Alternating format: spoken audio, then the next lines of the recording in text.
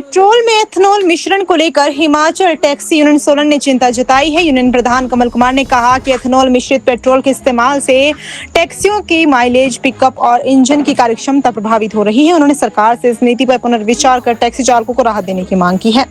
कमल कुमार के अनुसार पहले जो टैक्सियां 15 से 16 किलोमीटर प्रति लीटर तक माइलेज देती थी, अब उनका औसत घटकर 12 से 13 किलोमीटर प्रति लीटर रह गया है।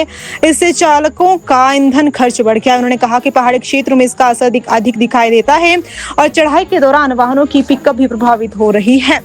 यूनियन प्रधान ने दावा किया कि एथनॉल मिश्रित ईंधन के कारण वाहनों के इंजन और कुछ पार्ट्स पर भी असर पड़ रहा है। उनका कहना है कि पहले जो पार्ट्स लंबे समय तक चलते थे, अब उन्हें अपेक्षाकृत जल्दी बदलना पड़ रहा है। इससे टैक्सी चालकों का रखरखाव खर्च बढ़ रहा है और उनकी आमदनी पर असर पड़ रहा है। उन्होंने कहा कि टैक्सी चालक पहले ही ईंधन, मरम्मत और अन्य खर्चों के दबाव में है। ऐसे में महंगे प्रीमियम पेट्रोल का विकल्प सभी चालकों के लिए व्यवहारिक नहीं है। यदि ईंधन खर्च बढ़ता है तो इसका असर अंततः यात्रियों पर भी पड़ सकता है।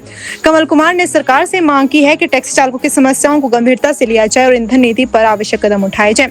उन्होंने कहा कि सरकार को ऐसा विकल्प उपलब्ध करवाना चाहिए जिससे वाहन मालिकों और आम यात्रियों दोनों पर अतिरिक्त आर्थिक बोझ न बढ़े।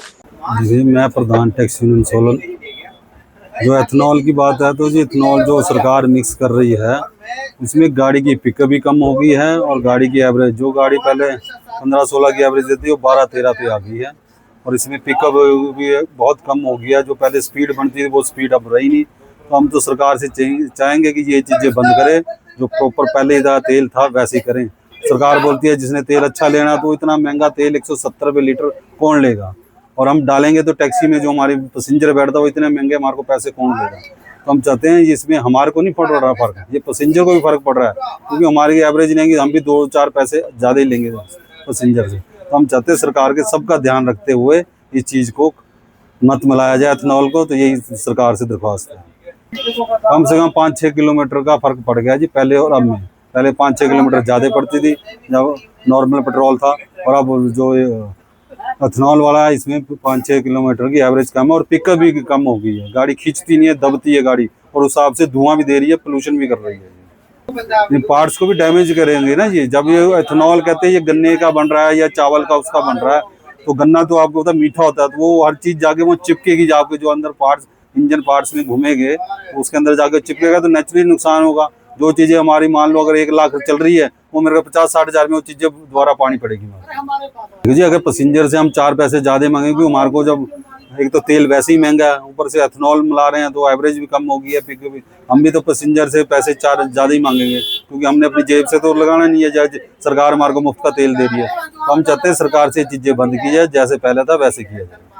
दीदी, आपने अपनी शादी में किस किस को बुलाया था यार? मैं तो बहुत ही कंफ्यूज हूँ।